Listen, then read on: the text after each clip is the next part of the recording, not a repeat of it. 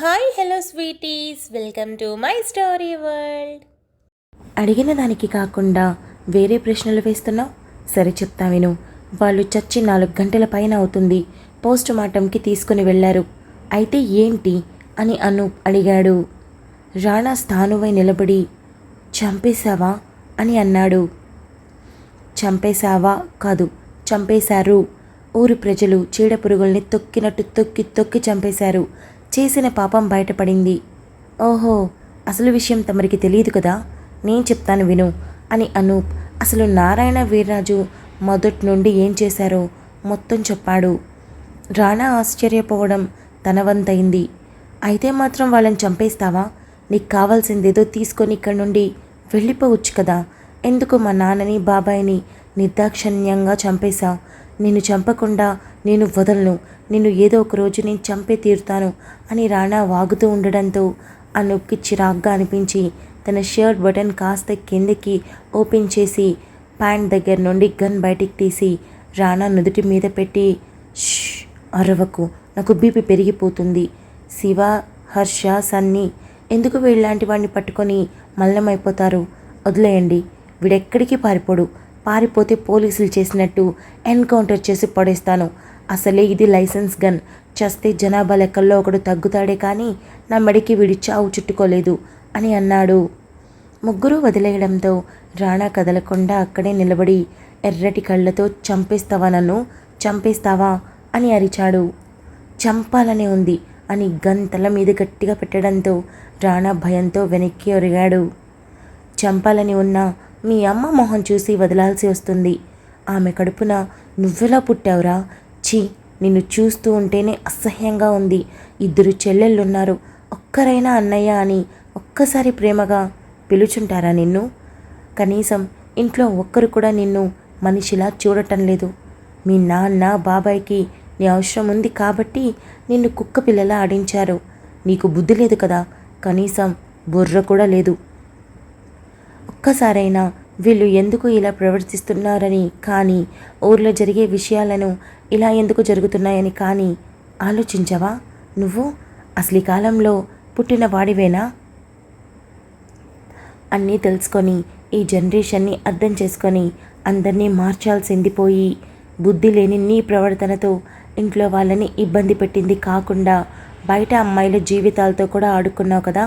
నీ గురించి ఏం తెలుసుకోలేదు అనుకుంటున్నావా?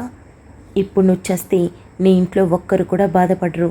మీ నాన్న బాబాయ్ చచ్చినందుకే ఒక్కరు కూడా బాధపడకుండా ఊర్లో వాళ్ళకి న్యాయం జరిగినందుకు సంతోషంగా ఉన్నారు. ఇక నువ్వు చస్తే అసలు బాధపడే వాళ్ళు ఎవ్వరూ లేరు. నీకు 2 ఆప్షన్స్. ఒకటి మారుతావా, లేదా 2 ఇక్కడే ఒక్క బుల్లెట్తో ప్రశాంతంగా చచ్చిపోతావా? డెసిషన్ నీదే. ఒకవేళ నేను వెళ్ళాక ఇంట్లో వాళ్ళని ఇబ్బంది పెట్టాలని కానీ మా మీద ఏదో ప్రయోగాలు చేయాలనుకున్నా కానీ అస్సలు కుదరదు. మీ నాన్నకి మీ బాబాయ్కి పట్టిన గతి నీకు పడుతుంది. మా రేంజ్ ఏంటో ఆల్రెడీ నీకు అర్థమైందనుకుంటా. మీ అమ్మని, మీ బాబాయిని, మీ పిన్నిని సరిగ్గా చూసుకుంటే నీ ప్రాణాలైనా దక్కుతాయి. లేదు నేను ఇలాగే ఉంటాను, నాకు నచ్చినట్టు చేస్తాను అన్నావంటే నీ చావు కూడా ఆ రోజే వచ్చేస్తుంది, గుర్తుపెట్టుకో. నిజానికి నిన్ను వదలాలని ఏ కోసానా లేదు నాకు. అరణ్య మీద చెయ్యి వేశావు నువ్వు. ఆ ఒక్క రీజన్ చాలు నిన్ను చంపడానికి. కేవలం మీ అమ్మకు మాట ఇచ్చాను, మంచి కొడుకుగా నిన్ను మార్చి తనకు అందిస్తానని. దానికోసం ఇంతసేపు ఇంత ప్రశాంతంగా మాట్లాడుతున్నాను. కాదు కూడదు, నాకు నచ్చినట్టు నేను ఉంటాను అంటే చెప్పు, నేను కూడా అలాగే ఉంటాను అని అను తల మీద ఉన్న గన్ని దించి వెళ్ళి బెడ్ మీద కూర్చున్నాడు. రాణా అసలేం మాట్లాడకుండా అలాగే నిలబడి ఉండటంతో మిగిలిన వాళ్ళు కూడా రిలాక్స్ అవుతూ అనూప్ పక్కన కూర్చున్నారు. రాణాకి పిచ్చి పట్టేలా ఉంది. అసలు అనూప్ ధైర్యం ఏంటో అసలు అర్థం కాలేదు. తను ఇప్పుడు అలా ప్రశాంతంగా కూర్చోవడం అసలు తట్టుకోలేకపోతున్నాడు. కోపం, బాధ, ఆవేశం అన్నీ ఎక్కువై ఆఖరికి తనలో తాను యుద్ధం చేస్తూ భయంకరంగా ఏడవడం మొదలుపెట్టాడు. అనూప్ లేచి ఇక మన పని అయిపోయింది, వెళ్దాం పదండి అని అన్నాడు. అందరూ రూమ్ బయటికి వెళ్ళాక అనూప్ వెనక్కి అడుగు వేసి రాణా వైపు తిరిగి, చూడు, నువ్వు మారినట్టు నటించిన లోపల నీ అసలు నిజ స్వరూపం అలాగే ఉంటుందని నాకు తెలుసు. కానీ దయచేసి దాన్ని చంపే, లేదంటే నువ్వు చేస్తావు. ఉన్న మీ అమ్మని బాగా చూసుకో. భవిష్యత్తు బాగుంటే నీకంటూ ఒక కుటుంబం, నీ వాళ్ళు ఉంటారు. లేదనుకో అనాథలా చస్తావు అని అనూప్ అక్కడి నుండి వెళ్ళాడు. అనూప్ హాల్లోనే ఉన్న యుగంధర్ దగ్గరికి వెళ్ళి, అంకుల్ మీతో ఒక ముఖ్యమైన మాట. చావింట్లో అలాంటి మాటలు మాట్లాడొచ్చా లేదో నాకు తెలియదు, కానీ చెప్తున్నాను. సిరి సన్నీ ఇద్దరు ఒకరినొకరు ప్రేమించుకున్నారు, పెళ్లి చేసుకోవాలనుకుంటున్నారు. సన్నీ వాళ్ళది చాలా గొప్ప కుటుంబం, చాలా మంచి ఫ్యామిలీ కూడా. మీ అమ్మాయి చాలా సుఖంగా బ్రతుకుతుంది, మీకు అనుమానం అక్కర్లేదు. మరో విషయం, శ్రీవల్లి శౌర్యాన్ని ఇష్టపడింది. శౌర్య శ్రీవల్లి కోసమే ఈ ఊరొచ్చాడు. తను ఎంత పెద్ద డాక్టరో నేను చెప్పక్కర్లేదు, మీరు ఎవరిని అడిగినా చెప్తారు. ఇద్దరి పెళ్ళిళ్ళు జరిపించాలని మా ఇంట్లో వాళ్ళంతా ఆశపడుతున్నారు. ముఖ్యంగా మీ ఇంటి ఆడపిల్లలు మనసిచ్చారు. మీరు కూడా ఒప్పుకుంటే బాగుంటుంది. కొద్ది రోజులు పోయాక మంచి రోజు చూసుకొని సాంప్రదాయం ప్రకారం మీ ఇంటికి వస్తాం అని చెప్పాడు. నీ ఇష్టం. శ్రీవల్లి సిరి ఎక్కడున్నా సరే సంతోషంగా ఉండడమే మాకు కావాల్సింది. అంతకుమించి వేరే ఏమీ అక్కర్లేదు. నువ్వెంత ఖచ్చితంగా చెప్తున్నావు కదా, పైగా వాళ్ళు కూడా ఇష్టపడ్డారంటున్నావుగా. మాకు ఇష్టమే, కానీ పెళ్ళనేది ఇలా మాట్లాడుకునేది కాదు. దానికంటే ఒక సమయం సందర్భం ఉండాలి. కాబట్టి అన్నీ సర్దుమణిగాక అప్పుడు ఒకరోజు మాట్లాడుకుందాం అని చెప్పాడు. అనూప్ సరేనని అక్కడి నుండి బయలుదేరుతూ, అంకుల్ శ్రీవల్లి సిరి ఇక్కడి నుండి మేము బయలుదేరే అప్పుడు ఇంటికి తిరిగొస్తారు. రాణా కనుక చిన్న ఇబ్బంది పెట్టినా సరే వెంటనే నాకు కాల్ చేయండి. అప్పటికప్పుడు తనని ఏం చేయాలో నేను చూసుకుంటాను. ఇక మీద మీ ఎవరి జోలికి రాడు అనుకుంటున్నా. తనకు తానుగా బయటికి వచ్చే వరకు ఎవరూ వెళ్ళి పలకరించకండి అని అనూప్ ఖచ్చితంగా చెప్పాడు. అలాగే అని యుగంధర్ అనటంతో అనూప్, శివ, సన్నీ, హర్ష ఇంటికి వెళ్ళిపోయారు. అనూప్ ఇంటికి వెళ్ళేసరికి సిరి, శ్రీవల్లి ఇద్దరూ చాలానే ఏడ్చి అలిసిపోయినట్టుగా కనిపించారు. ఇద్దరి దగ్గరికి వెళ్ళి చుట్టూ అందరినీ హాల్లోకి వెళ్ళమని కళ్ళతోనే చెప్పాడు అనూప్. అందరూ ఒకరి తర్వాత ఒకరు వెళ్ళిపోవడంతో అనూప్ బెడ్ మీద కూర్చొని తలదించుకొని, మీ ఇద్దరు నా సొంత చెల్లెళ్ళు అని చెప్పాను. మరి మీరు అడగచ్చు, సొంత చెల్లెలని చెప్పి ఎలా మమ్మల్ని ఇంతలా ఏడిపిస్తున్నావని. కానీ నా పరిస్థితి అలాంటిది. నాకు తెలుసు మిమ్మల్ని ఎంత బాధ పెట్టానో, కానీ చాలామందికి న్యాయం జరిగింది. కావాలంటే మీరు నన్ను ఏమైనా అనొచ్చు, నేను ఆ రైట్ మీకు ఇస్తున్నాను అని అనూప్ అన్నాడు.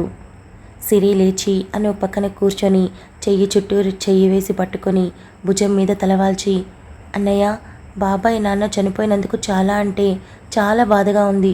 ఎందుకో తెలియదు, ఏడుపు వస్తూనే ఉంది. కానీ నువ్వు చేసింది కరెక్ట్. నాకు ఈ గొడవలు, ఈ పగులు, ప్రతీకారాలు ఇవేవి అర్థం కావు. కానీ నువ్వు ఈ పని చేయడం ప్రతి ఒక్కరూ కరెక్ట్ అంటున్నారు.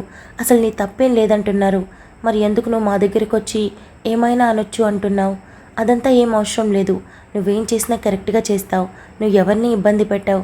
కానీ మా నాన్నని, బాబాయిని చంపేంత దూరం వచ్చావంటే వాళ్ళు చాలా పెద్ద పెద్ద తప్పులు చేశారని నాకు అర్థమవుతుంది అని సిరి అనింది. శ్రీవల్లి కూడా ఒక్క అడుగు వేస్తూ అనూప్ పక్కకి చేరి కూర్చొని, నాకన్నీ తెలుసన్నయ్య, అన్నీ అర్థం చేసుకుంటాను. కానీ పెదనాన్న మొదటి నుండి నన్ను చాలా గారాబంగా పెంచాడు తెలుసా. ఆయనకి ప్రపంచంలో ఇష్టమైందంటే అది నేను మాత్రమే. నా ముందు ఏ చెడు అలవాట్లు ఉండేవి కావు. అంత భయం కూడా. నేను దగ్గరికి రానివ్వనేమోనని. కానీ ఇంత పెద్ద విషయం రేపటి రోజు బయటపడితే నేను అసహ్యించుకుంటానని బహుశా ఆయన అసలు ఆలోచించలేదేమో. బయట ఎలా ఉన్నా మమ్మల్ని చాలా బాగా పెంచాడు. ఆ ప్రేమ గుర్తొచ్చి కన్నీళ్ళు వస్తున్నాయేమో. అంతేకాని నువ్వు తప్పు చేసావని కాదు. నేను ఈ ప్రపంచంలో మొట్టమొదటిసారి ఒక వ్యక్తిని గుడ్డిగా నమ్ముతున్నానంటే అది కేవలం నిన్ను మాత్రమే. ఎంతలా అంటే ఇప్పుడు ఈ క్షణం కూడా నువ్వు చేసిన తప్పని ఒక్కరైనా సరే నేను ఒప్పుకోను. కానీ పెంచిన ప్రేమ కదా, అది గుర్తొస్తే కన్నీళ్ళు వాటంతట అవే వచ్చేస్తున్నాయి. నువ్వేం ఆలోచించకన్నయ్య. మన మధ్య మనతో కలిసి తిరిగిన మనిషి లేరంటే ఎవరికైనా బాధ కలుగుతుంది కదా. 2 రోజులు పోతే నేను కూడా మర్చిపోతాను. మాకంటూ కదా మేం గుడికి రాకూడదు. మీరంతా రెడీ అయ్యి గుడికి వెళ్ళండి. ఆఖరి రోజు అమ్మవారిని దర్శించుకురండి. ఈరోజు పూజలు చాలా గొప్పగా జరుగుతాయి అని శ్రీవల్లి తన కన్నీళ్లు తుడుచుకుంటూ చెప్పింది. అనూప్ ఇద్దరి చుట్టూ చేయి వేసి పట్టుకొని, నేను మిమ్మల్ని ఊరికే చెల్లెళ్ళు అని చెప్పలేదు. నిజంగానే ఆ దేవుడిచ్చిన చెల్లెళ్ళు మీరు. ఇంటికి వెళ్ళాను, అమ్మతో మాట్లాడాను. అలాగే రాణాని బెదిరించాను, భయపెట్టాను. మారమని నచ్చ చెప్పాను. వస్తూ మీ పెళ్ళిళ్ళ గురించి కూడా మాట్లాడేశాను. కాకపోతే పోయిన వాళ్ళు బాగానే ఉన్నారు. ఉన్నవాళ్ళకి కదా కష్టాలు. ఇంట్లో అందరూ బాధలో ఉన్నారు. ఇప్పుడు కాదని ఒక మంచి రోజు చూసుకొని అన్నీ మాట్లాడుకుందామని చెప్పాను. అందుకు అందరూ ఒప్పుకున్నారు. మేము ఇక్కడి నుండి రేపు బయలుదేరి వెళ్ళిపోతాం. మీరు రేపటి వరకు ఇక్కడే ఉండి తర్వాత ఇంటికి వెళ్ళండి. పోస్ట్ మార్టం కూడా జరిగిన తర్వాత హాస్పిటల్ దగ్గరే ఎలక్ట్రిక్ మిషన్తో ఇద్దరిని కాల్ చేయమని చెప్పాను. వాళ్ళ శవాలు ఊర్లోకి వచ్చినా కూడా ఇప్పుడు జనాలు ఒప్పుకునేలా లేరు. అందుకే నా మాటగా చెప్పాను. కొన్ని రోజులు పోయాక ఆ తర్వాత అన్నీ మామూలైపోతాయి. అప్పుడు మీ పెళ్లి గురించి మాట్లాడితే ఇంట్లో అందరూ మామూలయ్యే అవకాశం ఎక్కువగా ఉంటుంది. అందుకే ఈ నిర్ణయం కూడా తీసుకున్నాను అని అన్నాడు. అన్నయ్య, నువ్వు మాకు ఏది చెప్పాల్సిన అవసరం లేదు. మాకు ఏది మంచో ఏది చెడో నీకు బాగా తెలుసు. తోడపుట్టినవాడు మమ్మల్ని పట్టించుకోవట్లేదు. అంతకంటే ఎక్కువగా నువ్వు పట్టించుకుంటున్నావు. నువ్వేం చెప్పినా మేము చేస్తాం. మమ్మల్ని అడిగే అవసరం ఎంత మాత్రం లేదు అని శ్రీవల్లి చెప్పింది. వెళ్ళండి, ఇద్దరు ఫ్రెష్ అవ్వండి. ఏమైనా తినాలి కదా, ఇంకా గాయాలు సరిగా తగ్గలేదు. మీరు ఈ విధంగా ఏడిస్తే మళ్ళీ మీ హెల్త్ అప్సెట్ అవుతుంది అని అన్నాడు. అలాగే నువ్వు కూడా వెళ్ళి ఫ్రెష్ అవ్వన్నయ్యా అని శ్రీవల్లి అనటంతో అనూప్ రూమ్లో నుండి బయటకొచ్చి, అక్కడ అన్నీ ప్రాసెస్ అయిపోయినట్టే కదా, ఇక మనతో ఏ అవసరం లేదు కదా మామయ్య అని రాజశేఖర్ని అడిగాడు. ఇంకేం అవసరం లేదు, ఏదైనా పని ఉంటే నేను చూసుకుంటానులే. మీరంతా రిలాక్స్ అవ్వండి, ప్రశాంతంగా గుడికి వెళ్ళి దండం పెట్టుకురండి. రేపు ఇక్కడి నుండి బయలుదేరి వెళ్ళిపోదాం అని రాజశేఖర్ చెప్పాడు. ఇంత బాధలో ఉన్నా నాకు ఒకటి మాత్రం అర్థమైంది. అరణ్య ఇక్కడికొచ్చి తప్పు చేసిందని అనుకున్నాను, కానీ కాదు, ఇక్కడికొచ్చి చాలా మంచి పని చేసింది. ఇప్పుడు ఈ ఊరి పరిస్థితి మొత్తం మారింది. దీనంతటికీ కారణం నా కూతురు అనుకుంటుంటే అని లావణ్య మాట్లాడడం ఆపేసి బయటికి వస్తున్న కన్నీళ్ళని బలవంతంగా ఆపుకుంటూ ఉండిపోయింది. అవును, ఇదంతా నీ కూతురు చేసింది అంటే చాలా గర్వంగా అనిపిస్తుంది అని సుమ అక్కడే గోడ కానుకొని నిలబడి తలదించుకొని అనింది. ఆ మాటకి లావణ్య నోటికి చీర కొంగుని అడ్డంగా పెట్టుకొని గట్టిగా ఏడ్చింది. Thank you so much for listening guys. Update నచ్చినట్టయితే లైక్ చేయండి, షేర్ చేయండి, కమెంట్ చేయండి, అలానే సబ్స్క్రైబ్ చేసుకోండి. వచ్చేసాను ముచ్చట్లకి. ఈ అప్డేట్ ఎలా అనిపించిందో కమెంట్ చేయండి. ఇక నిన్న ఒకటే అప్డేట్ ఇచ్చాను ఆల్రెడీ, అందులోనే నేను విషయం కూడా మెన్షన్ చేశాను. సో ఐ హోప్ అర్థం చేసుకున్నారు అనుకుంటున్నాను. ఇకపోతే నీ వాయిస్ ఏమైందమ్మా అంటే, బోల్డ్ అని ఐస్ క్రీమ్స్, బోల్డ్ అని కూల్ డ్రింక్స్, జలుబు వచ్చిన తర్వాత తీసుకున్నాను అంటే ఆపడం మన వల్ల కాదనమాట. కొందరు చిన్నగా దగ్గు జలుబు వస్తే అన్నీ అవాయిడ్ చేసేస్తారు కదా, కానీ మనం వెరైటీ అనమాట కొంచెం.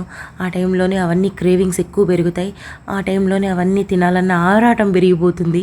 సో తప్పలేదు, అన్నీ తినేసాను. గొంతు ఇంకా పడింది. నాకు ఇప్పుడు కోల్డ్ లేదు, ఫీవర్ లేదు, ఏం లేదు, హెల్దీగా ఉన్నాను. జస్ట్ వాయిస్ గొంతు మాత్రం రాసింది. ఏం కాదు, 2 రోజుల్లో నార్మల్ చేసుకుంటాను, ట్రై చేస్తాను. అప్పటి వరకు ఈ వాయిస్ని అడ్జస్ట్ అవ్వక తప్పదు. ఇక ఇవాళ మోస్ట్లీ అన్నీ ఇవ్వడానికి ట్రై చేస్తాను.